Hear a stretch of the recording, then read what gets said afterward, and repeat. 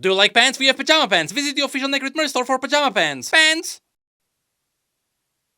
Well, color me impressed and call me Scroogle, because Riot turned me into a fool. I made up that word, by the way. So not only did Riot give us some big news on PBE, but also they decided to reveal a timeline that somehow shows us more news than what we got in the dev drop, turning my skepticism into a brief relief.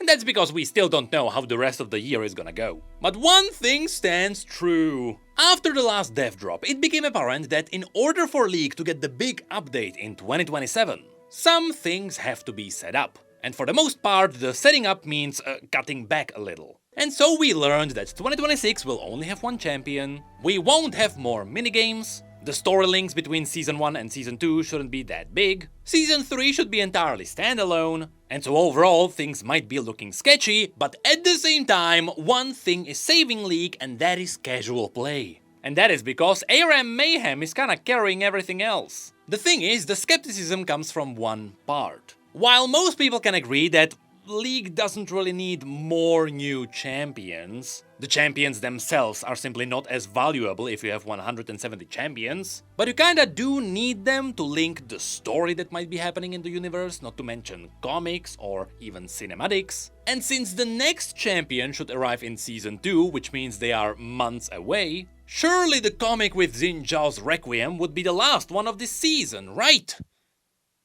Well, nope. You see, right after the dev drop, Riot quickly gave us a timeline, and there we got more news, which we needed.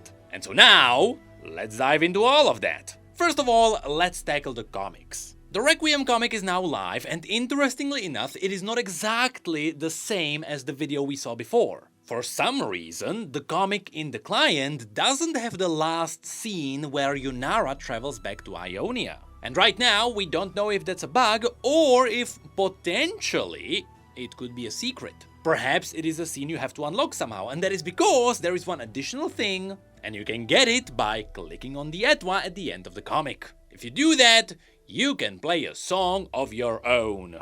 And now I wonder if you can unlock the final scene by playing anything specific. I can tell you one thing, this instrument is not tuned to play Megalovania. Oh, I tried. But more importantly, while I thought this would be our last comic of the season, it turns out, nope. No, instead it seems like Riot is finally treating all the ASUs and VGUs like proper champion releases. And since we are not getting new champions, all the promo now goes to them. And so it was confirmed that we are getting another comic for Shyvana.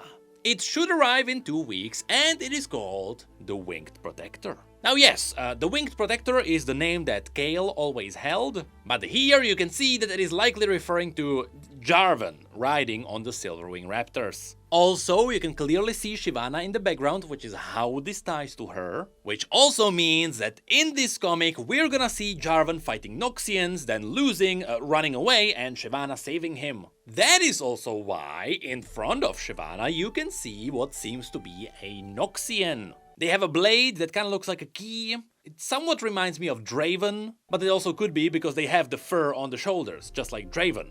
But this is not Draven. Instead, it is gonna be one of the soldiers that beats Jarvan and makes him run away. But regardless, the good news is, the lore continues. I thought I would be starving this year. But besides that, it was confirmed that Shyvana's VGU is gonna drop on the same day, so now it is only 2 weeks away. And so, let's talk about her finally. So far, based on the PBE testing, people are pretty happy with the new Shyvana.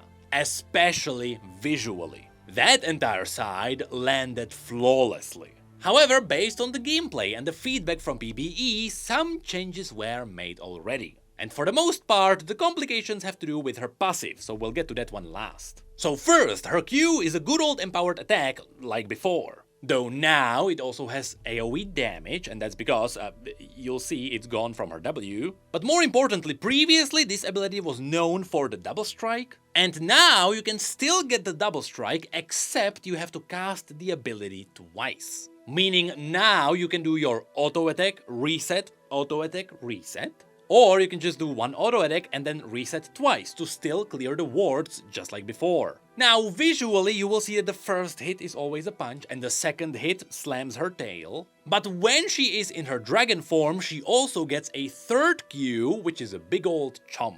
Now next, her W gives her a shield and movement speed, like before. But now, the fire is gone. Instead, the ability just explodes at the end for some damage. In her dragon form, this one is empowered, and it also heals her if she hits anything with the damage. Then her E launches a fireball, just like before. Now it damages people and also slows them. And just like before, it also flies through minions, and it stops at the first large enemy. In her dragon form, this gets a lot cooler because now the fireball flies through everything and it explodes every time it hits one of the large targets.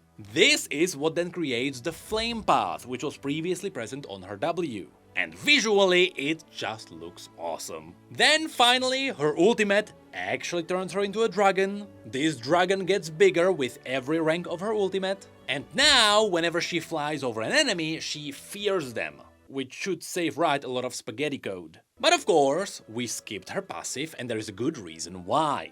Like we previously mentioned, her new passive is kinda the old passive, except now it is in line with the draconic theme. And the draconic theme has mostly to do with Smolder. Because just like Smolder can infinitely stack his damage, so can Shyvana, also being a dragon, infinitely stack her resistances. Yes, she gets armor and MR for every takedown on champions and large monsters. Now, when people heard this, they thought this would be ridiculous. Shyvana would be another infinitely stacking tank.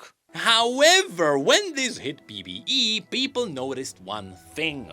Because the passive only gave you stacks while jungling all on a specific kill of a champion, it actually took Shyvana quite a while to ramp up. And it turns out, by minute 25, you might be able to get cloth armor out of it. Of course, this didn't really feel like Shyvana was doing anything with her passive, and so now it was changed to give her a stack of her passive on every takedown, which includes skills and assists. So now she should be really ramping up.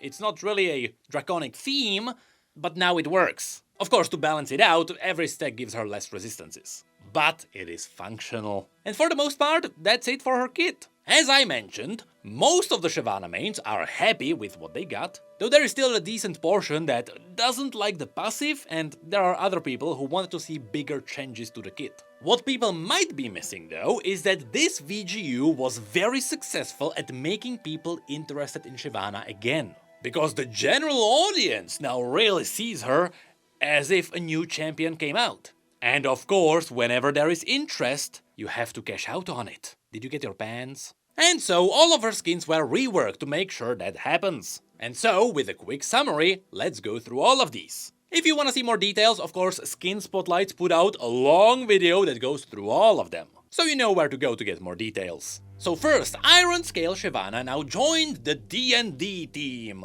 And visually, despite her being very similar to just normal Shyvana, the dragon form is quite cool. Though the rest is kinda grey Shyvana. The Bone Claw skin is then something that Nicky Boy should be very happy about, because it actually resembles a Monster Hunter skin line now. Especially the dragon form is something you would really like to hunt. The Dark Flame is then quite inspired by the Wild Rift version, and the dragon looks really cool and menacing. Ice Drake then kept most of its visual fidelity, and the new Frostfire is way cooler. I'll have to say, the spells look and sound quite good. Then Worlds 2014 Shyvana is back.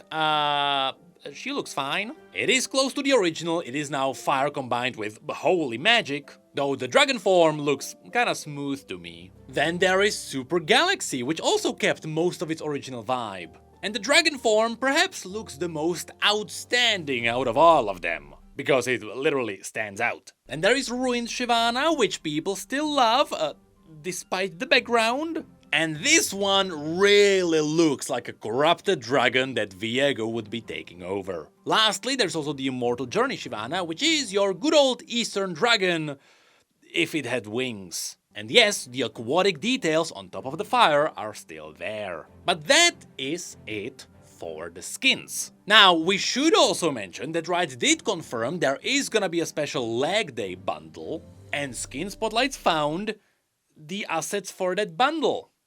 I am not surprised. And with that, we are still not done with skins. You see, next, the timeline also teased the April Fool's skins. Now, in the dev drop, we did get the teaser for the Pug Rider Sejuani and for the Clown Vex. But now we also got an extra teaser for a Chonk cosplayer Tam Kench. Be ready for that one to have a lot of TFT references. But the teasers for April specifically were not done yet. You see, after this, there is also Victorious Braum. I'll have to say, this skin looks awesome.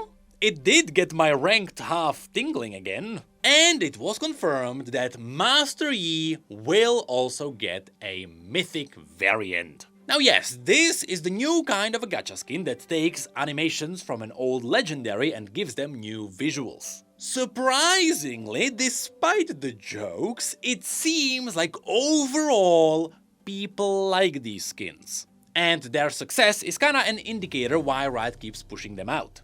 It just sucks that they have to be tied to really brutal monetization. And based on these teasers, it seems like the mythic variant will be based on the legendary project skin. It seems like the blue version is what he's gonna look like in his ultimate, which means it could be a merging of project and Pulsefire. Anyway, for the last teaser, it was confirmed that there's gonna be more sci-fi variety skins. I'm gonna assume it's gonna be something close to the Groove skin line. And while that is it for the teasers, it is still not it for skins. Because while they didn't talk about this in the dev video, they gave us a separate trailer and there we also saw the Warhounds. Now these skins will be supporting all the esports teams, and more importantly, they are already on PBE. And so, as Riot mentioned before, they were working on a new skin line that should be a new take on the old Vandal skin line.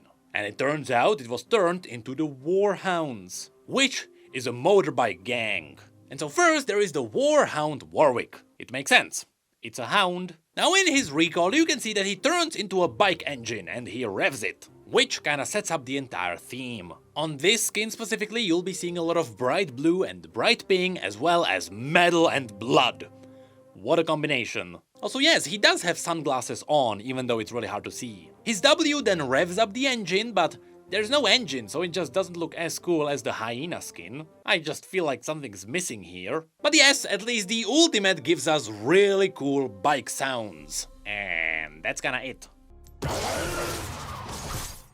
Now, what is cool is that all of these skins are very visually bright, which means the chroma versions are good. They pretty much change the entire skin. And so next up there is Warhound Sana. Her thing is that she turns her gun into a bike. And yes, she does look like a proper Vandal biker. But instead of the blue, this skin is just purely pink flames. And metal. The Q then fires a line of flames. Her passive are just balls that she collects.